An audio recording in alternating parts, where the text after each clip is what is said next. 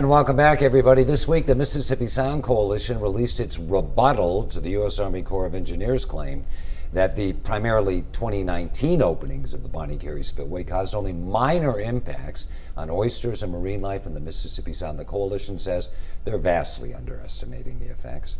Here to talk about that, Mississippi Sound Coalition's Gerald Blessey. Good to see you, Gerald, and thanks for joining me. Thank you, Dave. What did you think when you first saw that? That final report's due on February 13th.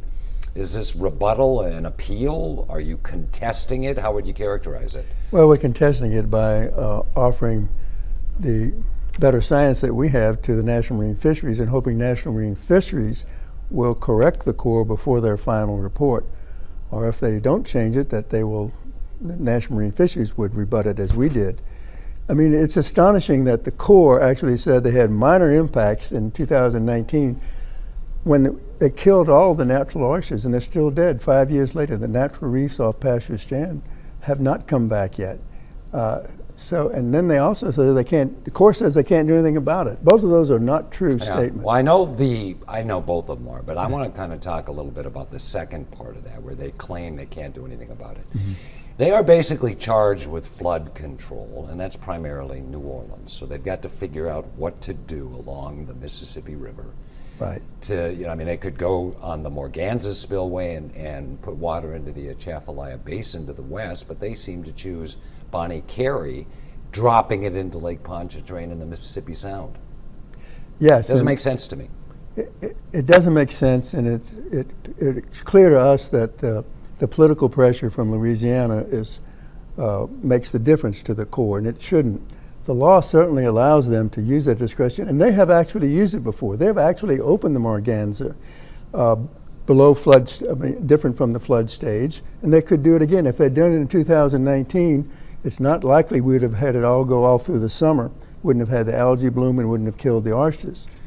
But they haven't done that, and we think, and we say it in our rebuttal, clearly you have this discretion. We showed them 2 instances where they actually did it before, and they can do it again. So we all here on the coast know how important this is, and the coalition reflects that with county governments, cities, everybody involved. Mm-hmm. But we need the state to fight, and we need our congressional delegation, from Mike Ezell to Cindy Hyde-Smith to Roger Wicker. Are they stepping up to the plate and putting a little weight behind this effort? Well, they definitely are, really. They're all in, both on the state and the federal level. And we're going back to the Congress and asking them, if the Corps doesn't change its final report, the one we just rebutted, then we think the Congress should have hearings, public hearings, and really call to the attention of the public and to the Congress that the Corps should use its discretion, but if not, then the result would be hopefully a change in the law to compel them to do the right thing.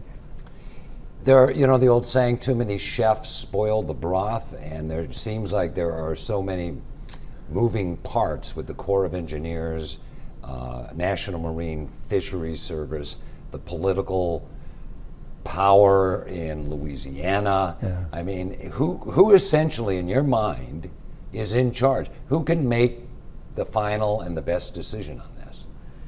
Well, the final decision could be made by the National Congress. The courts could make the decision, but it's unlikely that it would go through the court system in time.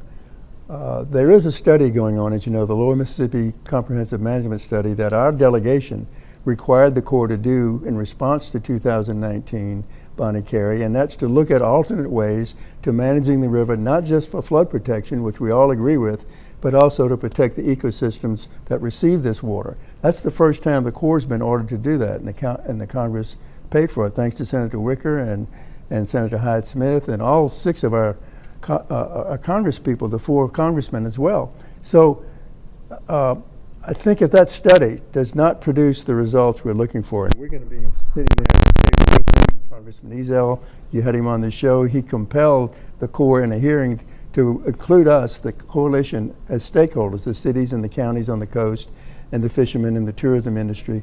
And so we'll be presenting our science. We have good peer-reviewed science. The best scientists in the country are working for us, and they're right here from Mississippi State and Southern, at the Northern Gulf Institute over there at Stennis. So we think we know we have good science. Well, this began with Judge Garola issuing this order, and it may end up back in front of Judge Garola. Is that what you're thinking at this point? Well, we're looking at all the alternatives. It may require a brand new legal action. It's possible. And you're prepared to do that? We're considering our options, and we're not afraid to do that. We're taking on a giant. The Department of Justice has a bottomless pit, it seems, and many lawyers and a lot of money. But yes, it's a David versus Goliath fight, and we have Southeast Louisiana on our side, though, because they're unbelievably impacted by this. I mean, when that water comes through, and it's a joke to say fresh water, because it's polluted water is what it is, and that's the big problem. Right. All the pesticides from the Midwest, and you name it. And the nutrients. The nutrients in that water. Yeah. So we do have allies in Southeast Louisiana because they're getting hit too. Yes, absolutely. And we've talked with many of them. We're certainly aligned. They've got scientists working to show that they're correct. I mean, it's a mounting coalition of fishermen and tourism people and public officials. It's really important, though, that we hope the state will join with us if we do any other litigation, and join the state as a named plaintiff. And we've appealed to the state to think about that. Okay, well, I will every time I have any state leaders on the show, I promise you. Yeah. The Mississippi Sound Coalition, Joe, bless you. Good luck to you, and thanks so much, Joe, for getting us up to speed on where this important issue is right now. Thank you, Dave.